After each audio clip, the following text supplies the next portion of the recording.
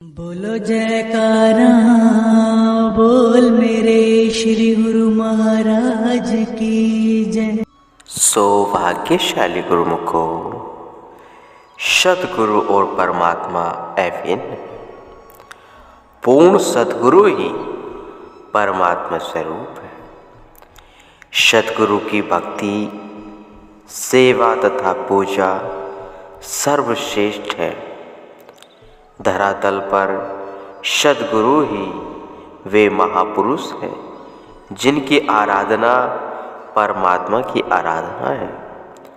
पूजा तथा आराधना के महत्व को पूर्णतः समझाने हेतु हमें उसके अर्थ का ज्ञान अवश्य होना चाहिए।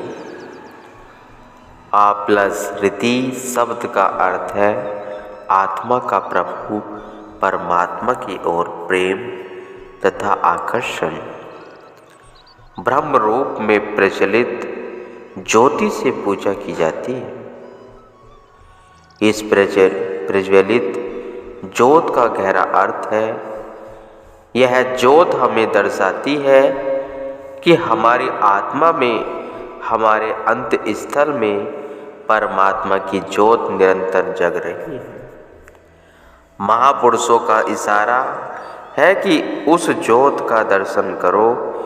जलते हुए ज्योत सदगुरु के ज्योति में स्वरूप के चारों ओर गोल घेरे में फेरी जाती है।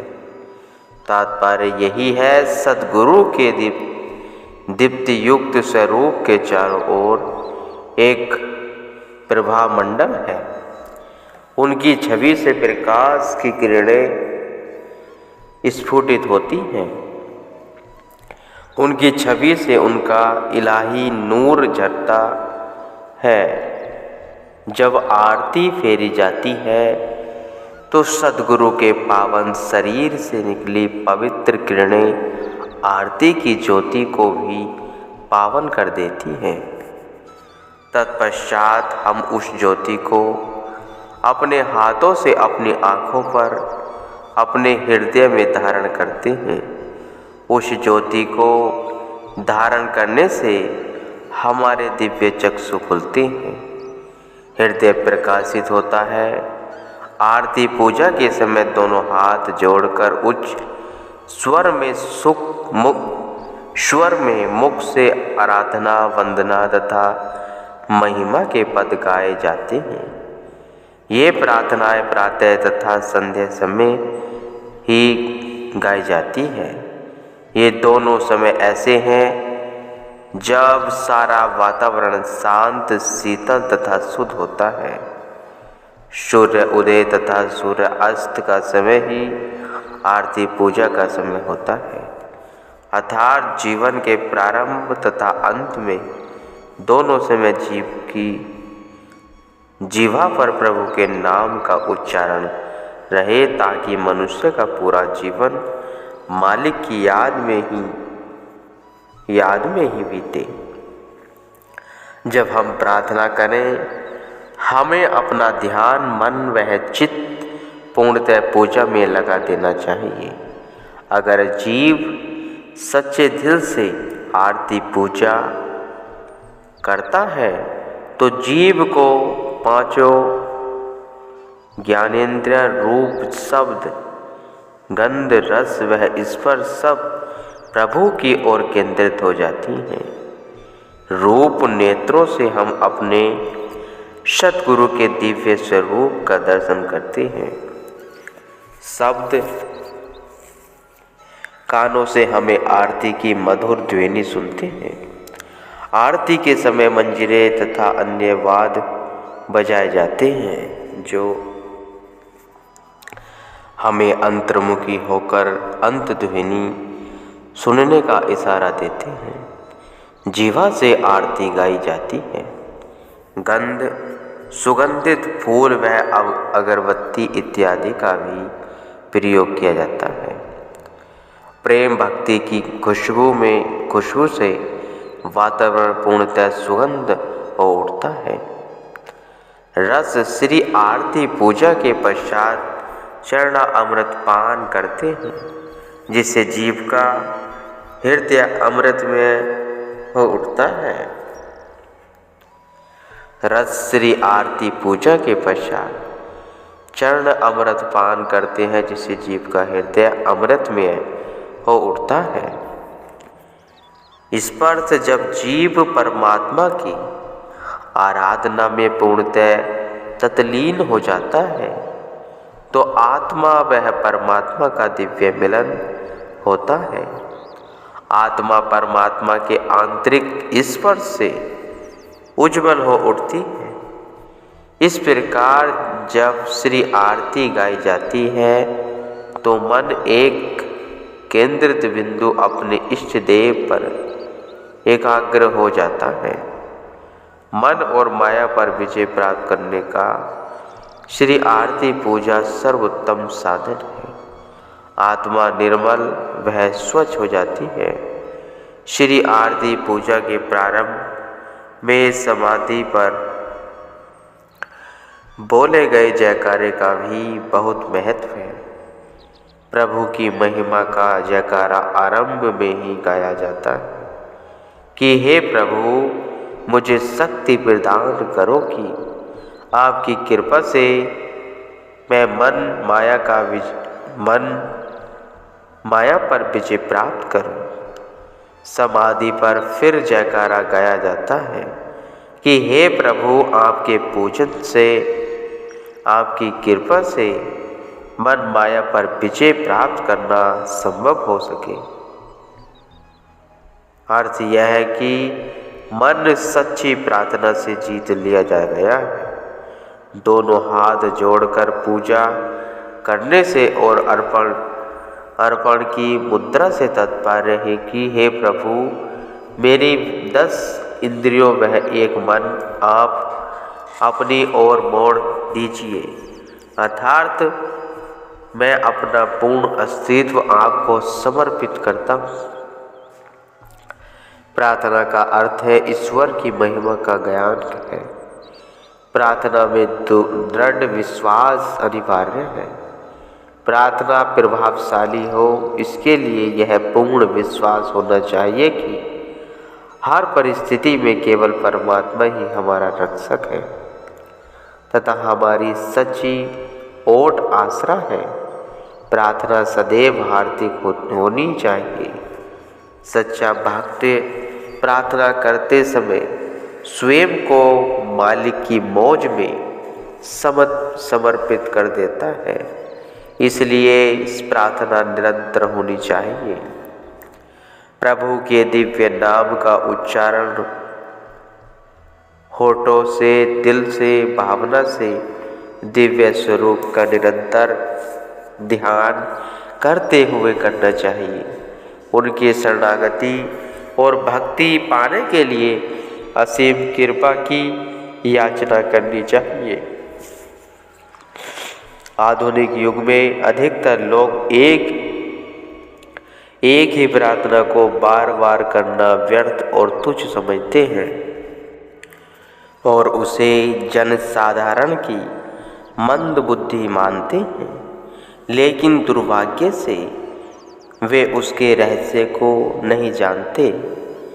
वे यह नहीं जानते कि किस प्रकार बार बार होठों से किया गया स्वरों का उच्चारण अति सूक्ष्म रूप में एक सच्ची प्रार्थना बन जाता है। वे आंतरिक गहराई में डूबकर आत्मा से मिलकर उसमें प्रकाश और दिव्यता लाता है और जीव को परमात्मा से मिलने के लिए अग्रसर करता है। जब हम प्रार्थना करते हैं तब हम प्राय कुछ समय के लिए सांसारिक मोह माया से दूर हो जाते हैं। उस समय हम शरीर से ऊपर उठ जाते हैं और अपनी सूध बोध भूल जाते हैं।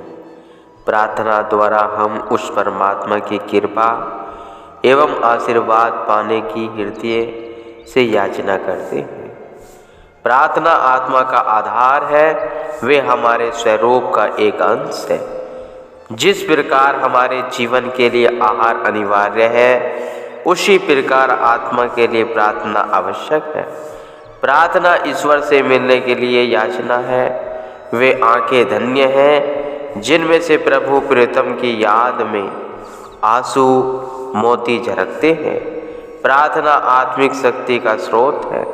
सच्ची प्रार्थना से तात्पर्य है कि आत्मा बंधन मुक्त होकर परमात्मा से मिलने के लिए व्याकुल है। सच्चा भक्त प्रार्थना करते समय स्वयं को प्रभु की मोज पर छोड़ देता है। यह सच्ची ज्योति के लिए प्रार्थना है। प्रार्थना भक्त को ईश्वर के समीप लाती है, जो सर्वव्यापक है, ज्योति पूज्य निराकार तथा पवित्र है, जिनके द्वारा सारे पाप और दोष धुल जाते हैं। और भक्त उन ईश्वरीय गुणों को मन में धारण करता है जो उसे दिव्यता की ओर ले जाते हैं। प्रेम भरी प्रार्थना का गहरा आनंद आत्मा को विभोर करता है। प्रार्थना के द्वारा भक्त अपने हृदय की गहराई में डुबकी लगाता है और परम सुख में विलीन हो जाता है। अपने अस्तित्व को परमात्मा में विलीन कर देता है।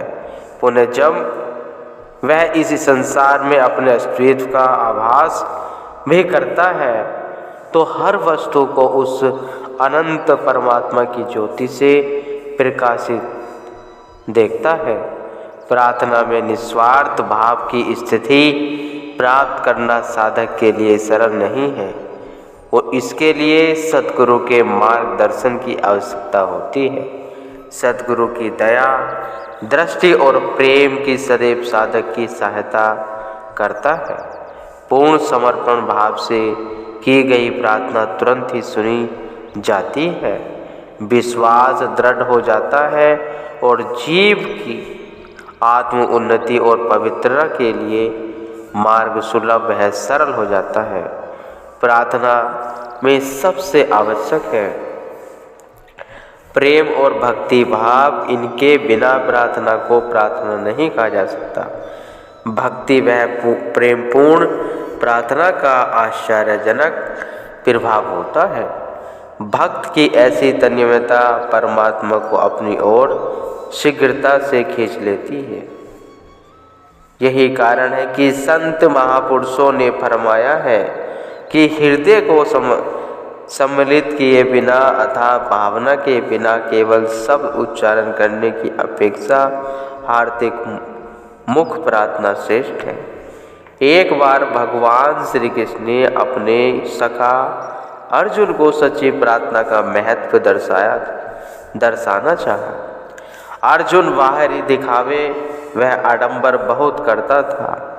जब भी भगवान शिव की पूजा करता, ढेरों मन फूल चढ़ाता, अगरबत्ती वह दिए जलाया इत्यादि करता, अत्यधिक समय इन आडंबरों के आयोजन में बिता देता। लेकिन उसका भाई भीम शीघ्र ही पूजा से निवृत्त हो जाता, किंतु वह पूजा अत्यधिक निष्ठा लगन वह ध्यान मग्न होकर करता था।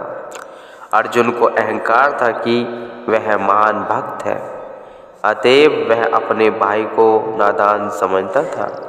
भगवान श्री कृष्ण ने उसके हृदय की बात को भांप लिया एवं उसे सबक सिखाना चाहा। उन्होंने अर्जुन के समक्ष कैलाश पर्वत की यात्रा का प्रस्ताव रखा। उसने प्रस्ताव सहर्ष स्वीकार कर लिया और कैलाश पर्वत की यात्रा पर भगवान श्री कृष्ण तथा अर्जुन चल दिए। यात्रा के दौरान उन्होंने देखा कि एक व्यक्ति अनेक प्रकार के सुंदर सुगंधित फूलों की बैलगाड़ी भरकर उसे शीघ्रता से खींचे जा आ रहा है। अर्जुन हैरान हुआ और उत्सुकता बस उसने पूछा, तुम कहाँ जा रहे हो? वह व्यक्ति अधिक व्यस्त था। वह बिना उत्तर दिए वहाँ से चला गया। भगवान श्री कृष्ण ने कहा, है अर्जुन, चलो इसका पीछा करें और पता लगाएं कि वह क्या कर रहा है। उन्होंने उसका पीछा किया और शीघ्र ही उस व्यक्ति के करीब पहुंच गए। वह जल्दी जल्दी अपनी बैलगाड़ी वहां फूलों के ढेर के पास खाली कर रहा था। उन्होंने यह भी देखा कि वहां फूलों की अनेक बैलगाड़ी खाली हो रही है। अर्जुन से न रह गया। उसने फिर पूछा, कृपा कर बतलाइए कि आप क्या कर रहे हो। उस व्यक्ति ने उत्तर दिया, आप मुझसे बार बार प्रश्न कर रहे हैं, मेरे पास समय नहीं है, अभी बहुत सा काम पड़ा है। अभी तो फूलों की आधी बैलगाड़ी लाए हैं जो कल पांडु पुत्र भीम ने मंदिर में अर्पित की थी और उसकी अगली पूजा का भी समय होने वाला है। कल के अर्पित फूल हमें उससे पहले हटाने हैं। अर्जुन हैरानी से बोला, मेरा ख्याल है आपको गलती लग रही है। हे पांडु पुत्र, अर्जुन द्वारा अर्पित किए फूल होंगे। उस व्यक्ति ने कहा, नहीं नहीं, ये भीम की नहीं भेंट है। वह अटूट श्रद्धा लगन वह इच्छित होकर आराधना करता है और प्रेम और भक्ति से उसका हृदय ओतप्रोत होता। अर्जुन तो दिखावा अधिक करता, उसके द्वारा अर्पित फूल अधिक नहीं। वह टोकरा देख रहे हो, वही केवल अर्जुन का है। अर्जुन को अपनी गलती का एहसास हो गया। उसे अच्छी तरह आभास हो गया कि श्रद्धा के फूल अमूल्य हैं। उस दिन से वह तन्मय होकर आराधना करने लगा। मन को परमात्मा के ध्यान में एकचित्त होकर लगा देना चाहिए। यही सच्ची उपासना है। पूजा में आवश्यक है पूर्णतः समर्पण। जब हम प्रेम विभोर तथा तन्मय होकर अपने सद्गुरु की निष्ठा पूर्वक वह विश्वास सहित आराधना करते हैं तो निश्चय ही उनकी दिव्य अनुकंपा का मोह जीव पर अनवरत बरसता है, जिससे जीवात्मा निहाल हो उठती है। संत महापुरुष सदैव सत्संगति पर जोर देते हैं, क्योंकि सत्संग में ही आत्मा तथा परमात्मा के संबंध का जीव को बोध होता है। वे सच्चे ज्ञान की प्राप्ति होती है। सत्संग में ही मायावी बंधनों से छुटकारा प्राप्त करने के साधनों की उपलब्धि होती है। वह शिक्षा मिलती है जिसके द्वारा मन माया के आवरण क्षीण हो जाते हैं। सत्संगति में ही वास करने से प्रभु मिलन की तीव्र इच्छा उत्पन्न होती है। सत्संगति में ही भक्त को राह दर्शाई जाती है, जिस पर चलकर जिज्ञासु परमात्मा से एकाकीकरण स्थापित करता है। सत्संग का अर्थ क्या है? सत अर्थात सच्चा संग, अर्थात संत महापुरुषों की संगति, जहाँ केवल उस सत्य वस्तु की परख कराई जाती है, जहाँ केवल सत्य वस्तु के ज्ञान की उपलब्धि होती है। मन माया से परे, भौतिक जगत के आकर्षणों से परे होकर जीव को आत्मज्ञान कराया जाता है। मन को पूर्ण रूपेण उस परम पिता परमात्मा की ओर मोड़ा जाता है, जिसकी जीवात्मा अंश है। सत्संग एक अमूल्य निधि है। यह सत्य है कि नदियों और नालों का पानी जब गंगा नदी में मिल जाता है तो वह भी गंगा रूप बन जाता है।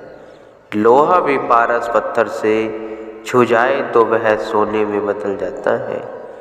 नीम का वृक्ष चंदन के वृक्ष के समीप होने से सुगंधित हो जाता है और जो कुछ भी नमक की खान में जाता है वह नमक बन जाता है। इसी प्रकार यह भी अटल सत्य है। जो भी संत महापुरुषों की शरण संगति ग्रहण करता है वह उनके गहरे रंग में रंग जाता है, उज्जवल हो जाता है। सत्संग एक अत्यधिक प्रभावशाली आध्यात्मिक पाठशाला या विद्यालय है, जहाँ रूहानियत, भक्ति और प्रेम की शिक्षा दी जाती है। सत्संग एक अद्भुत प्रयोगशाला है, जहाँ मन का संशोधन किया जाता है और मनुष्य इस प्रकार शुद्ध एवं निर्मल बन जाता है कि स्वयं आत्मा का सत्कार कर सकता है। सत्संग एक उच्च तीर्थ स्थान है। यह जन्म जन्मांतरों से मलिन मन से पापों की मैल को उतार कर स्वच्छ और पवित्र बना देता है। बुरे से बुरा भी सत्संग के प्रभाव से नहीं बचा जा सकता, यानी वह सदाचारी एवं भक्तिपूर्ण विचारों वाला बन जाता है। वो प्रभु नाम के रंग में रंग जाता है। उस नाम के अमृत द्वारा जो सत्पुरुषों की संगति में प्राप्त होता है, आम संसारी जीव को काक और बुगले की तरह इंद्रिय सुखों की मलिनता में रहते हैं। इस सच्चे अमृत का रसपान करके हंस रूप बन जाते हैं। संतों की पावन संगति जीवन को हर्ष और उल्लास से भरपूर कर देती है। जिस प्रकार वर्षा ऋतु पर हरियाली लाती है, सत्संगति के प्रभाव से हृदय आनंद से स्पंदित हो उठता है और वह सुख, वह आनंद चिरानंद और स्थायी इस लोक में भी और परलोक में भी संग साथ है। नदी किनारे बैठने से स्वयं भी उसकी शीतलता हृदय में समाहित होती है। इसी प्रकार अगर कोई सत्संगति ग्रहण करता है, जो कि शांति और आनंद का स्रोत है, तो उसका समस्त जीवन ही अकथनीय परम सुख वह शांति में भरपूर हो जाता है। गुरुमुखो।